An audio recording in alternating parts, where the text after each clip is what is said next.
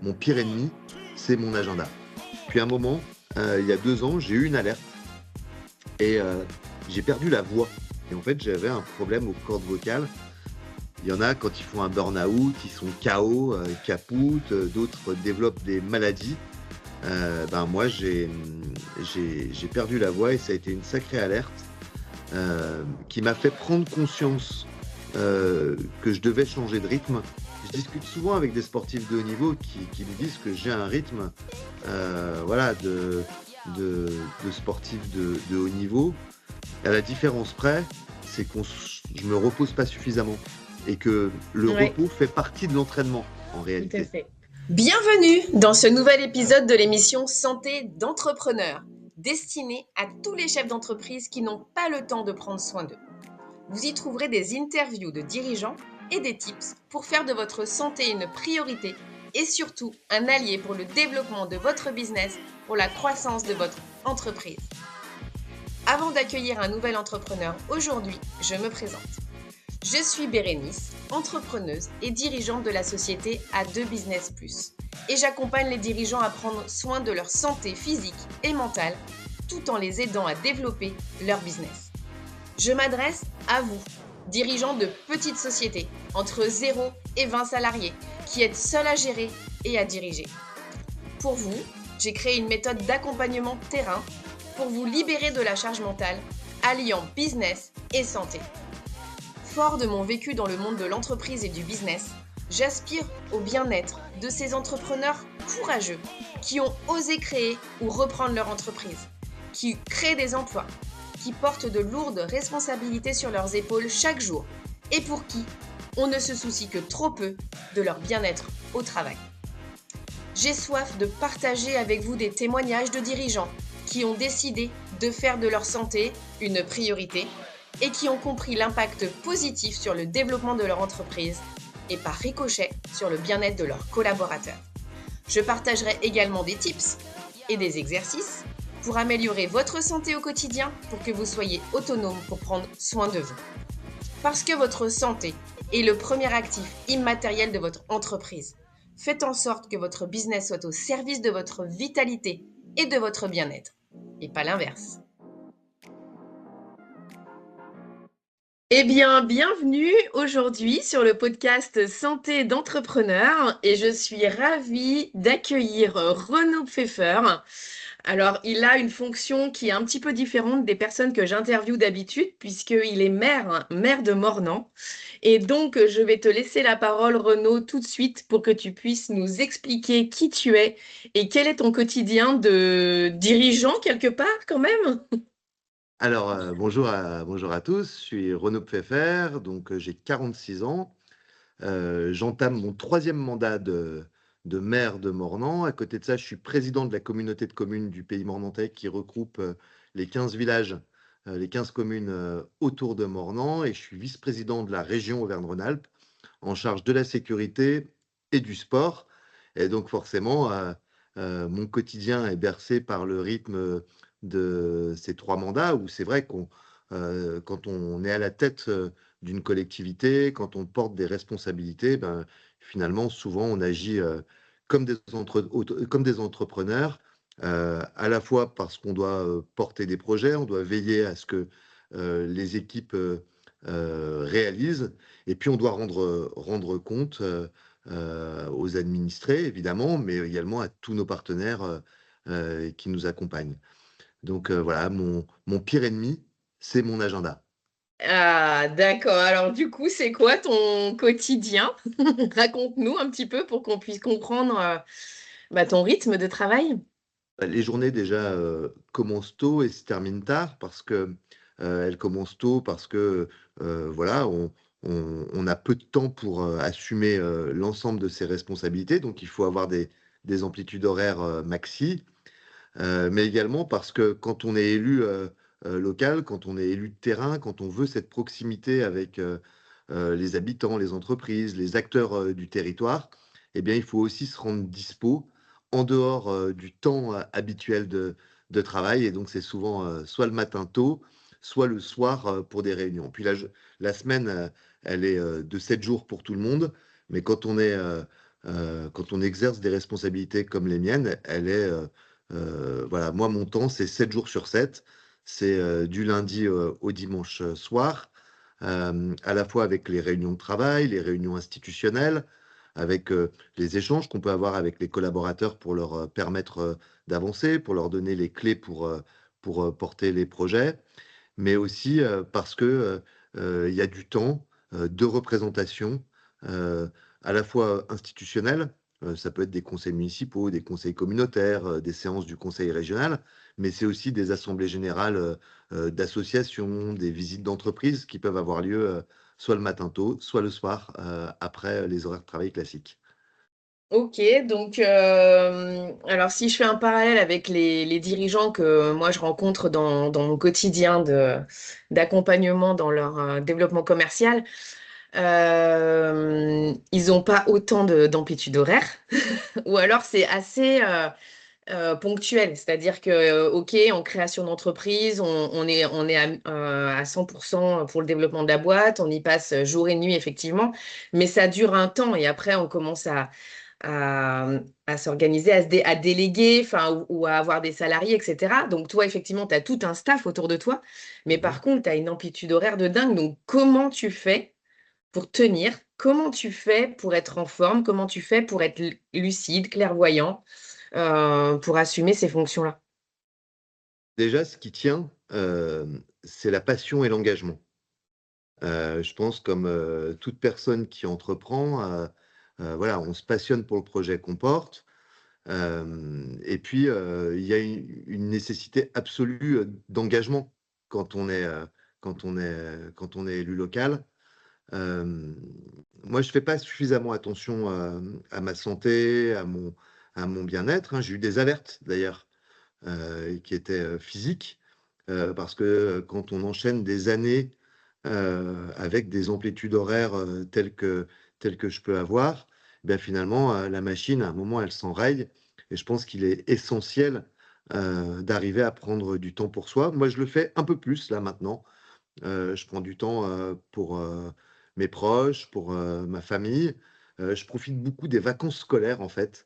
C'est marrant parce que la vie, elle est quand même au rythme, de nos enfants et moi, je profite des vacances, scolaires pour, lever le pied, pour prendre quelques jours, pour, décompresser. Puis, voilà, je fais un petit peu de sport, pas suffisamment à mon goût, mais la réalité, c'est qu'il faudrait que je fasse 2, 3 fois par semaine des séances d'1 heure à 2 heures de sport.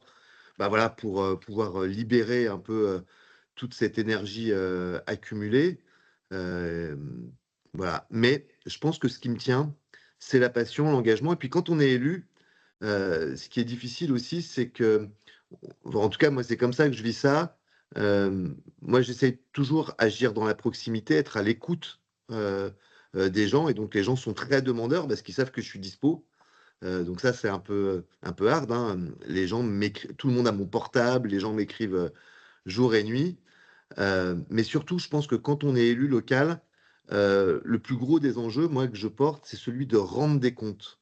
Et donc c'est aussi pour ça, c'est une façon pour moi de m'engager, qui est de dire: «OK, on fait, on porte des projets, mais le plus important, c'est d'écouter les gens, d'écouter, les acteurs du territoire et derrière de rendre des comptes et checker un petit peu que, les politiques publiques qu'on porte et ben, elles répondent aux attentes des habitants, des entreprises, des associations. OK. Alors, c'est marrant que tu parles d'engagement parce que moi, je te connais depuis une paire d'années maintenant, puisqu'on était ensemble à la Mmh. fac. Déjà, à l'époque, tu étais très engagé à la corpo. Et donc, cet engagement, il vient d'où en fait? Je pense que, voilà, quand on a goûté à l'engagement, moi j'ai goûté dès le plus jeune âge, hein. Et quand on a goûté à l'engagement, finalement, c'est quelque chose qui, heu, qui devient partie intégrante, de notre, de même en tout cas moi, pour moi, de ma vie d'homme. Et donc, j'ai besoin de donner du sens, en fait, à ce que je fais. Quand j'étais étudiant, je m'occupais de l'association des étudiants, on organisait des soirées, on les représentait, dans les instances de l'université, on organisait des événements, des moments aussi où on pouvait les accompagner accompagner les étudiants dans leur orientation. Bref, en fait, quand je suis quelque part, j'ai besoin, peut-être, c'est pas une histoire d'ego, mais j'ai besoin de donner du sens et de prendre toute ma place en m'engageant avec responsabilité et en essayant d'apporter des solutions aux gens. Moi, souvent, je dis, quand il y a un problème et qu'on n'a pas de solution, pose-toi la question de savoir si c'est pas toi le problème. Et donc, moi, je suis plutôt quelqu'un qui est là pour essayer d'apporter des solutions. Et c'est pas un besoin de reconnaissance, parce que je pense pas que j'ai cet ego-là, mais c'est le besoin de donner aux autres. En fait, je pense que l'engagement, il peut pas être uniquement égoïste. Alors bien sûr, quand on est élu, on est quand même fier, c'est un honneur de porter des mandats, de représenter les gens, mais c'est pas une fin en soi. Ce qui compte, c'est le résultat et ce qu'on apporte en fait pour, en tout cas en tant qu'élu, pour changer la vie des gens. Quand j'étais étudiant, je voulais améliorer le quotidien des étudiants. Je voulais faire que les années d'études soient des années festives et heureuses, et à la fois qu'elles permettent bah voilà, aux étudiants parmi lesquels j'étais, ben de se donner des perspectives. Ben, en tant qu'élu, j'ai la même philosophie. Je travaille beaucoup pour créer les conditions d'épanouissement en fait de ceux dont j'ai la charge. Ok. Et alors aujourd'hui, dans ton quotidien, qu'est-ce que enfin, tu touches au sport, tu vois plein de gens faire du sport, œuvrer pour le sport, des associations sportives, etc. Qu'est-ce que tu vois aujourd'hui? Moi, ce que je Mm. vois, c'est que, alors si on parle du sport, donc je suis vice-président en charge du sport à la région. Alors la région, c'est 22 000 clubs, dont des clubs professionnels très connus. On peut penser à l'Olympique Lyonnais, on peut penser à l'ASVEL, on peut penser au Loup Rugby ou à l'ASM Rugby. Donc, en fait, il y a différentes façons de voir le sport. Il y a le sport professionnel. Donc là, on est là pour accompagner. On a un acteur institutionnel pour accompagner le sport professionnel. Et puis, il y a ces 22 000 clubs qui sont constitués essentiellement de bénévoles. Il y a 90 ligues, donc tout autant d'activités sportives disponibles pour les gens dans nos territoires. Moi, mon idée, c'est de permettre en fait à tout le monde, quel que soit son âge, sa condition sociale, physique ou mentale, de pratiquer le sport, parce que le sport, c'est bon pour la santé, mais c'est aussi très, très bon pour la société tout entière. Et donc, un de nos enjeux, c'est aussi de valoriser ceux qui s'engagent pour le sport, notamment les bénévoles, parce que sans bénévoles, il n'y aurait plus de clubs sportifs. Euh, voilà, donner aussi cette envie à d'autres de s'engager. Alors, il y a l'engagement politique, mais il y a aussi l'engagement syndical, il y a l'engagement associatif, et s'engager à travers son club, en tant qu'éducateur, en tant que dirigeant, en tant que bénévole, finalement, c'est une grande, grande richesse pour notre société. Imaginez une seconde, euh, et d'ailleurs, on l'a vu pendant la période du Covid, imaginez une seconde que nos clubs sportifs, nos associations, eh ben, ne puissent plus exercer leur activité. Ben, finalement, c'est toute la société qui en pâtit. Je pense d'un point de vue mental, parce que le sport, c'est très bon pour la santé mentale, mais aussi dans la vie sociale, le tissu associatif, les clubs sont des éléments essentiels, à la fois pour former les jeunes générations, donner le goût de l'effort, du travail d'équipe, du dépassement de soi, mais aussi voilà, profiter d'un loisir. C'est hyper important quand on se construit, notamment je pense aux jeunes générations, et puis quand on est plus vieux, s'entretenir physiquement, s'entretenir dans sa santé mentale, passer des moments en collectivité, en groupe, et puis s'engager et donner, euh, soit pour un club, soit pour un maillot. Mais je pense que c'est le sens de donner, de s'engager pour un projet collectif. Et le sport, c'est une formidable école de la vie, mais c'est aussi un formidable outil de développement social et personnel. Hmm. Ok. Alors maintenant, ce que je te propose, c'est qu'on pose la casquette de tes fonctions Ouais, et qu'on parle de toi en tant qu'homme. Alors, ouais. qui tu es, d'où tu viens, et je te laisse me dire ce que tu veux. Après, voilà, sens-toi libre d'aller où tu veux dans les explications. Mais tu as parlé aussi d'un petit problème de santé que tu as eu? Enfin voilà, d'où tu viens, qui tu es? Qui tu es, Renaud? Alors, moi, je suis un petit Mornantais, de Mornan, voilà, mais dans ma vie d'homme, ce que je suis avant tout, c'est un papa. J'ai 3 garçons qui ont 18 ans, 16 ans, et 13 ans. Et voilà, je pense que ma plus grande responsabilité, c'est de créer aussi, leurs conditions, d'épanouissement, leur permettre de se projeter, dans l'avenir et puis leur donner, des valeurs, leur inculquer, voilà une façon de vivre en société, axée autour, du respect, de la confiance, de l'honnêteté, du travail. Voilà, c'est ces valeurs et de la famille qui est, pour moi un outil essentiel, un enjeu essentiel, un socle de notre société. Et donc voilà, dans ma vie d'homme, je suis un élu, mais je suis pas qu'un élu. Je suis, avant tout un papa qui souhaite, donner le meilleur pour ses enfants, pour qu'ils puissent, construire, bah, eux aussi, la société de demain et se construire, personnellement dans cette société de demain. OK, et toi alors dans quel environnement tu as grandi? Moi, j'ai grandi dans une famille avec, des parents, aimants, qui eux aussi, étaient exigeants sur, le fait, bah, voilà de toujours, rester digne, dans les relations, humaines. Le fait d'être courtois, le fait d'être, attentif et attentionné, aux autres et puis le fait de travailler, pour, réussir. C'est pas forcément aller chercher une réussite, économique, mais la réussite, c'est s'accomplir personnellement, dans un cadre plus collectif, d'entreprise, de vie sociale et voilà, moi j'ai eu une enfance heureuse. Ensuite, j'ai eu la chance de pouvoir faire des études et de bifurquer à l'issue de mes études. J'ai commencé dans le privé et puis je suis, parti vers la sphère, publique qui aujourd'hui me bouffe tout mon temps et je n'exclus pas, d'arriver à concilier, aujourd'hui, à la fois mes mandats publics, mais à la fois remettre un pied, dans le monde de l'entreprise, pour, porter des projets un peu différents, mais aussi pour penser à moi, à mon avenir, à ma retraite, à mes enfants, à ce que je leur laisserai. Parce que quand on est élu, contrairement à ce qu'on croit, c'est énormément de sacrifices, mais il y a aussi un sacrifice, qui est, celui, les élus gagnent pas des 1000 et des 100, hein. Alors ça tombe bien, moi c'est pas le sens que je veux donner à ma vie.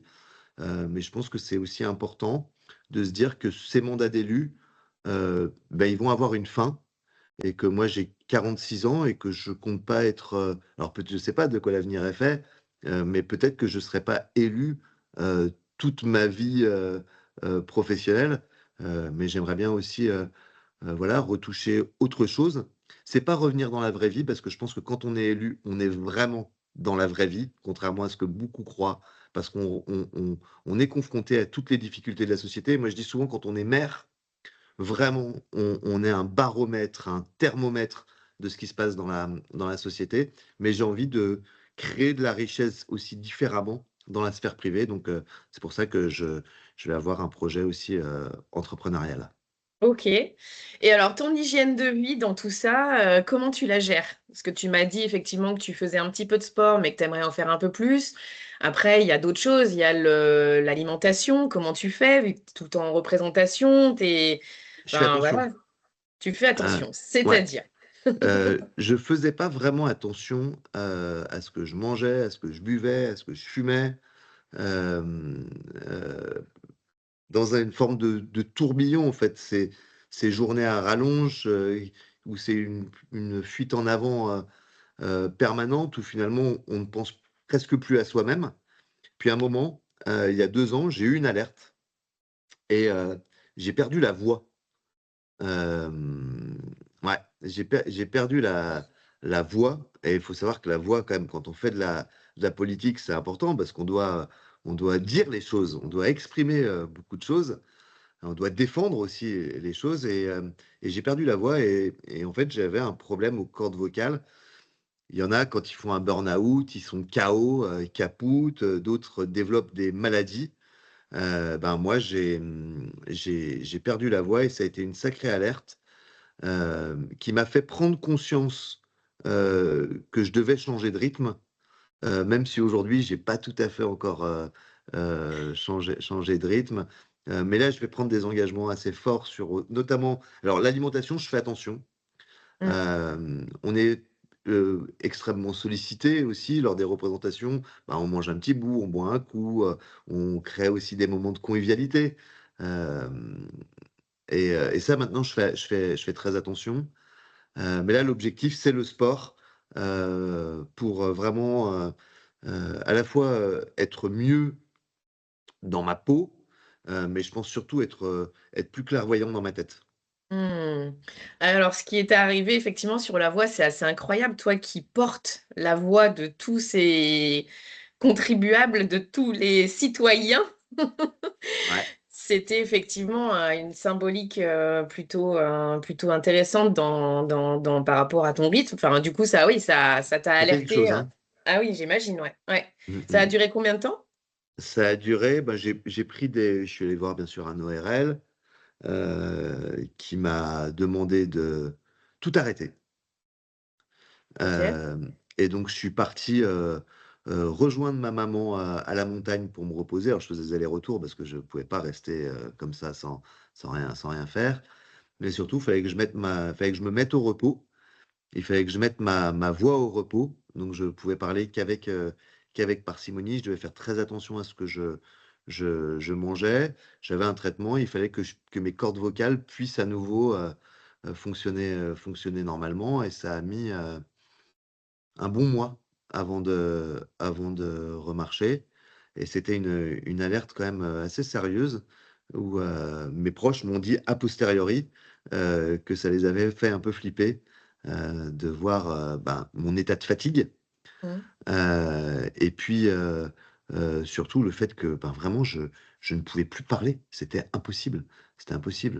Voilà, j'avais plus de mes cordes vocales étaient à 2 doigts de lâcher OK et et ça se répare pas les cordes vocales, hein. ah ouais, Donc si donc on les perd, hein. et aujourd'hui, tu as retrouvé à 100 tes facultés ou tu as des choix des gènes ou? Ah, je sens la fatigue, hein. Moi, dès que je suis très fatigué, ça se porte sur la voix. OK, Voilà. OK.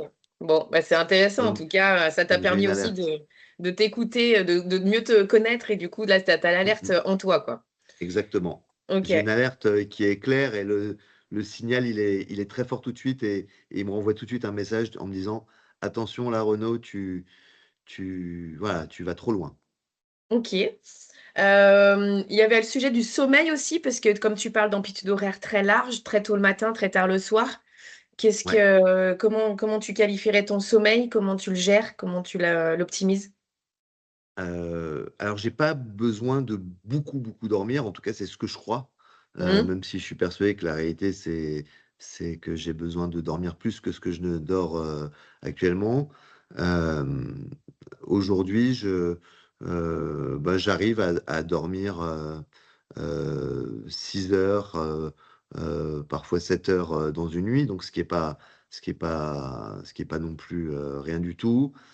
Pendant une période, je dormais 3-4 heures, enfin pendant des mois, voire des années, je dormais 3-4 heures par nuit, et donc je pense que voilà voilà mon corps l'a ressenti. Mais bon, c'est vrai que en fait, ce qui est très compliqué, c'est pourquoi est-ce que je dors peu, en fait, finalement? C'est parce qu'à un moment, j'ai besoin de me vider l'esprit et de faire autre chose et c'est vrai que quand on commence, à 6-7 heures du matin et qu'on termine à 11 heures, du soir, bah, finalement, on a l'impression de bosser, dormir, sans forcément avoir fait de sport entre-temps, Mmh. sans après avoir pris le temps de loisir et donc là, j'essaye de m'organiser, notamment pour de temps en temps, ben, voilà, me laisser, dormir un petit peu le matin, me laisser, me réveiller. Alors ça va jamais chercher très loin parce que les rythmes physiologiques sont pris, mais j'essaye aussi de prendre un peu de temps maintenant, de temps en temps, un week-end, heu, Mmh. Alors ça peut paraître fou, mais c'est vrai que voilà, les week-ends, on est en représentation, il y a des manifestations associatives, des événements d'entreprise. On fait des mariages, ce qui est formidable de marier les gens. On a des assemblées générales, donc les week-ends sont souvent très pris. Et puis, vu que je cumule les responsabilités, en fait, je cumule aussi eh ben, les temps de représentation. Et si vous prenez le sport, par exemple, alors en tant que maire, je suis présent sur le terrain tout le week-end, évidemment, mais en tant que vice-président en charge des sports à la région, par exemple, je dois aller donner des coups d'envoi de match, je dois aller remettre des trophées, je dois rencontrer des dirigeants. Et ça, ben voilà, les clubs de sport fonctionnent le week-end. Ouais, mais ton métier est un sport à part entière, en fait. Ah, c'est un sport. Je discute souvent avec des sportifs de haut niveau qui me disent que j'ai un rythme, voilà, de sportif de haut niveau. À la différence près, c'est je me repose pas suffisamment et que le Ouais, repos fait partie de l'entraînement en tout à réalité. fait. Et De la performance. exactement, Mmh, exactement. c'est vrai, complètement. Mais tu vois, là, en t'écoutant, je me suis mise sur mon stepper, tu vois, debout à Je mon vois que tu bureau. bouges. Voilà. Et donc, tu vois, ça, c'est un petit tips qui m'a été donné par Guillaume Millet, qui est un chercheur à l'Université de Saint-Étienne, qui travaille beaucoup sur le mouvement et la sédentarité, justement. Mhm. Et il préconise à ses patients bah, d'avoir un bureau qui se lève et qui se descend Ouais, et d'avoir, par exemple, un stepper pour pouvoir être en mouvement. Et voilà. Et le problème aujourd'hui de notre société, c'est la sédentarité. C'est pas tant de faire ou pas du sport, parce que même quelqu'un qui fait du sport une fois par jour, 1 heure par jour, s'il reste 9 heures assis sur une chaise, dans sa voiture, à table, il est considéré comme sédentaire. ouais. Alors moi, je bouge tout le temps, hein. Moi, c'est un Oui. truc de fou. Moi, Mm. je passe d'une réunion à une autre, je passe d'un site à un autre, voilà. Enfin, même souvent, je cours. Voilà. Souvent, moi, même quand je marche, en fait, même quand je marche, que je suis en vacances, je garde le rythme de marche que j'ai quotidiennement, et donc c'est un rythme très soutenu de marche. Ok. Mais très bonne idée, en tout cas, quand on se pose à son bureau, même si je me pose pas suffisamment d'ailleurs. Je trouve que j'ai pas suffisamment de moments Ah pour oui, poser mes ça c'est l'inverse. réflexions Mm. et Mm. voilà. Mais très très bonne idée, en tout cas, je vais m'en Bah, inspirer. surtout que ça y est, ça commence à rentrer dans les entreprises, voire même dans les écoles, de mettre en mouvement les élèves, de plutôt qu'ils restent assis. Bref, enfin voilà, de toute façon, le mouvement, c'est vraiment une manière c'est un art de vivre et puis qui a des bénéfices sur la santé physique et mentale, quoi. Bien sûr. Ouais. Pour revenir sur le sommeil, juste une petite dernière question, parce qu'avec toutes les responsabilités que tu as, j'imagine que tu as plein de choses dans la tête. Donc, comment tu fais pour t'endormir? Euh, Souvent, je tombe. Ah, ok. Ouais, ouais, T'as pas de ouais, problème ouais. d'endormissement. Non, non, ce que je fais, c'est j'essaye de regarder un peu les actus. Alors, c'est pas bien du tout, mais parfois je me mets un petit coup de télé. Mais la réalité, c'est que très vite, moi, la journée, elle est finie. Je tombe, paf, comme une masse. Voilà. Après, il y a des périodes où je me réveille. Alors ça, c'est terrible parce que quand on dort pas beaucoup et qu'on se réveille la nuit, Hmm. c'est terrible. Ça doit être le stress qui remonte. Euh, Parfois la digestion aussi, hein. Il y a des ouais. histoires en fonction de ce qu'on mange, hein, qui peuvent nous réveiller vers 3 heures du matin. Ah, carrément, carrément. Hmm. Et ça, moi, je suis assez vigilant sur l'alimentation. Ouais. Ouais. Ok. Qu'est-ce que tu aurais envie de dire à ces dirigeants, à ces gens finalement, d'une manière plus générale? Qu'est-ce que tu as envie de partager? Moi, ce que j'ai envie de partager, c'est le sens qu'on donne aux choses, en fait. Finalement, on est très peu de choses. Hmm. Voilà. La vie, elle est courte. Hem, à la fois, elle peut être magnifique et dense, et que la réussite, elle est dans le fait de la fierté de, de ce qu'on a accompli. Et que souvent, quand on donne du sens à son engagement, notamment un engagement entrepreneurial, c'est pas forcément le produit qu'on vend qui a du sens, mais c'est la façon dont on gère sa boîte, dont on est avec les collaborateurs, la façon dont on les fait grandir, et puis toujours se projeter dans une idée de transmission.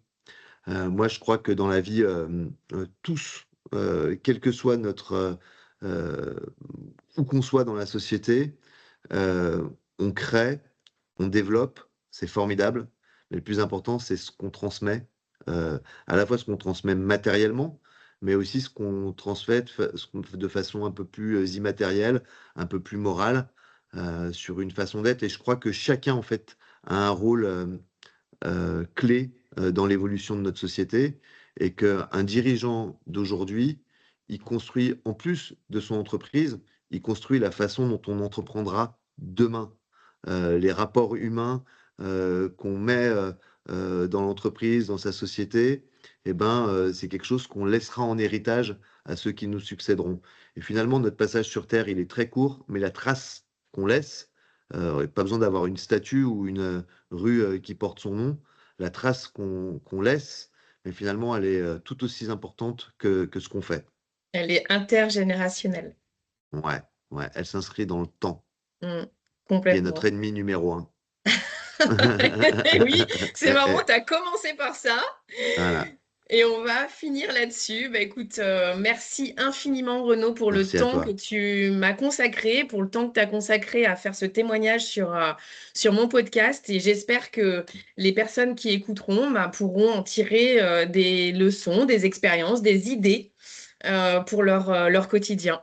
Ouais, moi, en tout cas, ce que je veux dire, c'est, souvent aujourd'hui, on critique ceux qui font de la politique, et à juste titre, hein, parce qu'on passe notre temps à critiquer, tout le monde, et on critique beaucoup aussi les chefs d'entreprise dans notre société. Moi, je peux vous dire qu'être élu, c'est un engagement, vraiment, vraiment, vraiment, très, très fort, que c'est pas une sinécure, et que la plupart, de nos élus le font vraiment avec un altruisme, absolu, et que l'élu, il est là pour écouter, pour, représenter, les gens, mais aussi les structures, qui font notre société, et puis, la plupart des élus, eux, ils veulent faire avancer les choses, et faut pas se laisser bercer par, ce qu'on entend à la radio ou à la télé. Aujourd'hui, vous avez une grande, grande majorité des élus, comme des entrepreneurs, qui font du bien à la société. Ouais, je suis bien d'accord avec toi. C'est un dévouement, assez incroyable, je dirais corps et âme. Complet, Voilà. complet. En tout cas, merci. Merci aussi pour tes belles Merci actions, parce que, Bérénice. du coup, tu es visible sur les médias, donc on voit concrètement tout ce que tu mets en œuvre pour, aussi bien les Mornantais, c'est ça? Exactement. Voilà, que, bah, tous les autres citoyens du territoire de la région Rhône-Alpes, Auvergne-Rhône-Alpes. Ouais, j'essaye Merci. d'innover avec des Oui. idées de bon sens pour régler les problèmes des gens, et finalement, quand les gens ont l'impression qu'on est là plus pour régler les problèmes que pour leur en causer, bah, finalement, je pense qu'ils ont un autre regard sur vous.